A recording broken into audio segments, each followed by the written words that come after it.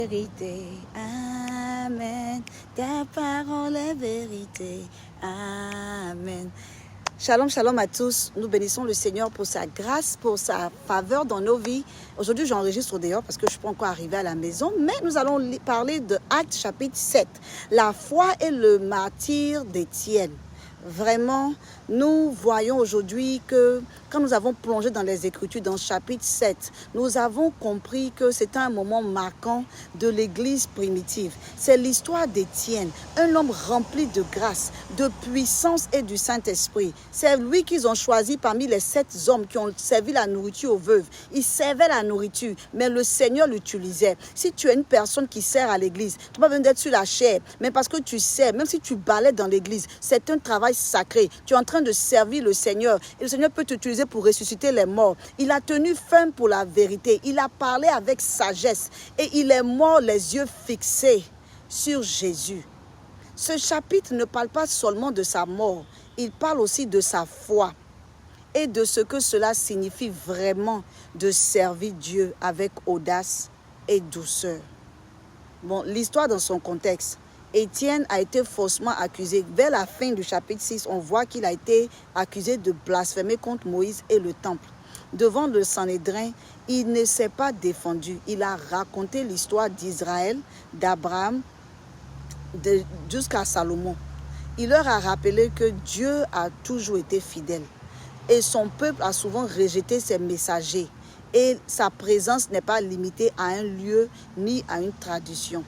Donc Dieu là, ce n'est pas seulement le lieu, ça ne l'intéresse pas, c'est le cœur qu'il cherche. Étienne nous montre que l'histoire agit comme un miroir.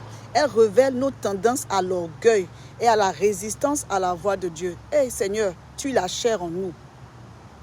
Est-ce que nous tenons parfois plus fort à notre tradition qu'à la vérité? Souvent, on préfère la tradition. Oh, dans mon pays, on fait comme ça à l'église. Dans mon village, on fait comme ça à l'église. Mais qu'est-ce que Dieu nous demande de faire? Alléluia. La fidélité de Dieu à travers l'histoire. Quand tu écoutes ce que Étienne disait, il parlait d'Abraham, d'Isaac, de Jacob, il parlait de Joseph. Il a montré que les promesses de Dieu sont toujours restées vraies. Même quand son peuple souffrait ou était dispersé, ce que Dieu a dit est fait. Il nous a raconté, il nous a montré que la fidélité de Dieu ne dépend pas de nos circonstances, mais de son caractère. Parce que lui, Dieu, il ne change pas. Il est le même hier, aujourd'hui, éternellement. Quand tu vois un peu ce que Dieu a fait dans le passé, quand tu lis l'Ancien Testament, quand tu lis le Nouveau Testament, comment le souvenir de la fidélité de Dieu te fortifie aujourd'hui? Comment le souvenir de la fidélité de Dieu dans sa parole fortifie ta foi aussi aujourd'hui? Il a parlé de Moïse. Étienne leur a rappelé que les Israélites ont rejeté Moïse, celui même que Dieu a envoyé pour venir les délivrer. Et ça, là, il a utilisé ça pour faire une parallèle. De la même manière, ils ont rejeté Moïse. De la même manière aussi, ils ont rejeté Jésus. Pourtant, c'est Jésus même qui est le libérateur parfait, qui est venu pour nous délivrer de tout péché. Ça, c'est quelque chose que nous devons garder pendant qu'on lisait. Nous résistons à Dieu lorsque l'orgueil et la peur prend le dessus. Quand tu as peur, quand tu as de l'orgueil, la chair même est rebelle devant le Seigneur. Donc on doit faire très attention. Le Seigneur aime un cœur obéissant. Alléluia. Et puis regarde aujourd'hui dans ton travail, autour de toi, comment les gens résistent-ils encore aujourd'hui au Saint-Esprit? Comment les gens se comportent? Nous savons ce que le Seigneur nous demande de faire. Nous savons ce que le Seigneur aime. Nous connaissons la parole de Dieu. Mais est-ce que nous écoutons la voix du Saint-Esprit? Est-ce que nous marchons dans les voies du Seigneur? Étienne aussi a cité le prophète Isaïe. Il a dit aussi que Dieu a dit dans sa parole, le ciel est mon trône et la terre mon marchepied. Quelle maison me bâtirez-vous? Il leur a rappelé que Dieu n'habite pas dans les bâtiments faits de mains d'hommes, mais dans des cœurs entièrement soumis à lui. Alléluia. Dieu cherche nos cœurs. Il dit notre corps est le temple du Saint-Esprit. L'Esprit Saint veut habiter en nous. L'Esprit Saint veut nous utiliser, veut nous empower. Bon, j'ai oublié comment on dit empower en français. La vraie adoration ne dépend pas d'un lieu, mais d'une attitude de cœur. Ton comportement, comment tu te comportes dans le cœur, comment tu es sincère avec le Seigneur. C'est ce que le Seigneur cherche, ta sincérité. À quoi ressemble la véritable adoration dans ta vie de tous les jours? Est-ce que adorer, c'est seulement quand tu es à l'église et le groupe musical chante, ou bien même quand tu es avec ton mari, ou avec ta femme, ou avec tes enfants, ou même au travail? Est-ce que tu es une source de louange, d'adoration? Est-ce que tu es une réponse à quelqu'un? Est-ce que lorsque les gens voient ta vie, ils ont envie de voir Christ, ils ont envie de rencontrer le Seigneur? Alléluia. Quand Étienne a été accusé, ils ont tout fait pour devenir même furieux contre lui. Ils étaient fâchés, ils ont fait tout.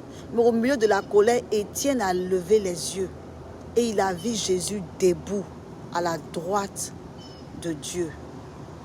C'est comme si Jésus était arrêté là pour dire, mon fils, je t'accueille, il faut venir.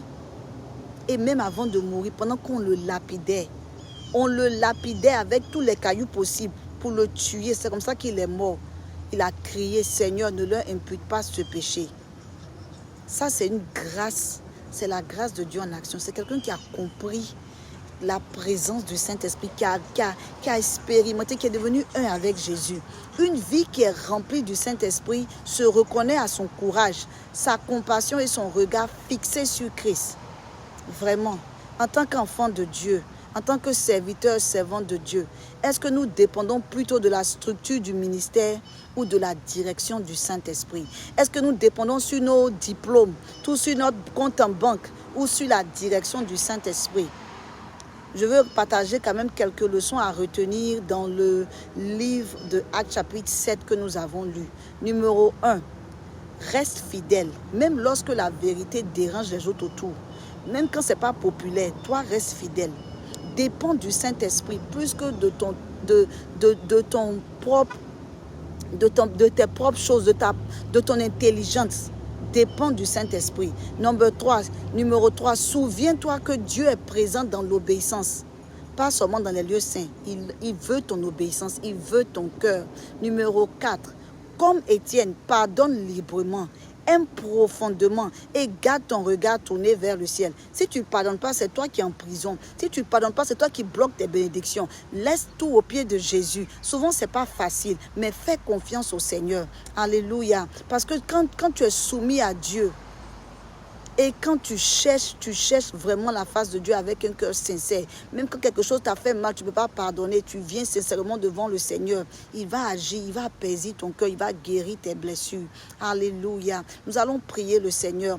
Excellent Père de grâce, nous te bénissons. Nous te rendons toute la gloire, Seigneur, pour cet enseignement que nous avons appris sur Étienne. Seigneur, tu nous as montré que Étienne était courageux. Étienne avait une relation avec toi. Étienne n'a pas essayé de suivre la popularité. Il n'a pas essayé de suivre la foule, mais il est resté fidèle à ce que toi tu voulais qu'il fasse. Serveurs qui l'ont choisi parmi les 7 hommes pour servir la nourriture aux veuves. Mais Seigneur, tu l'as utilisé au-delà de cela parce qu'il t'a tellement servi fidèlement que même jusqu'à sa mort, il t'a demandé de pardonner aux gens qui étaient en train de le lapider. Oh Papa, nous crions à toi, nous prions au Seigneur que tu nous donnes un cœur, Seigneur, qui te connaît, qui te cherche, qui cherche ta face chaque jour. Un cœur qui ne se laisse pas distraire par les choses du dehors. Un cœur qui ne se laisse pas distraire ou compromettre par l'agenda de ce monde. Seigneur, nous prions que tu nous donnes des cœurs sincères qui cherchent ta présence,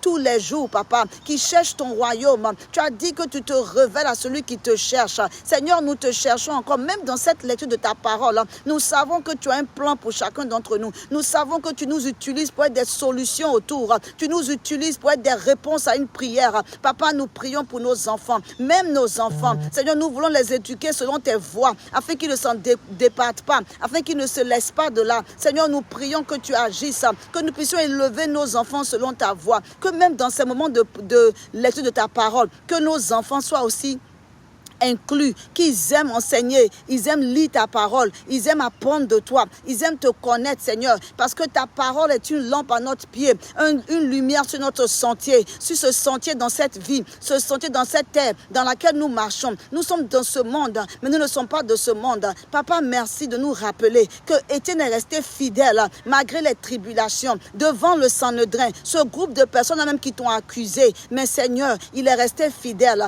et il a reçu la couronne de gloire. gloire. Et son nom même veut dire couronne. Jésus, nous te bénissons parce que cette parole-là va produire des semences en nous. Nous serons devant des situations cette semaine, mais tu vas nous donner de manifester le fruit de l'esprit. Nous serons devant des situations avec des personnes, Seigneur, qui vont vouloir nous déstabiliser. Mais notre cœur, nous déclarons que nos cœurs seront, Seigneur, contrôlés, que nos vies seront, Seigneur, dirigées par ton esprit et que le fruit de l'esprit, qui a une folie pour le monde, se manifeste dans nos vies, dans tout ce que nous faisons. Reçois toute la gloire, reçois toute la magnificence. Nous plongeons tout le reste de la semaine, les autres jours, quand nous allons lire dans le sang de l'agneau et nous déclarons que ton nom est élevé au plus haut des cieux. Reçois toute la gloire. Au nom de Jésus, nous t'avons prié.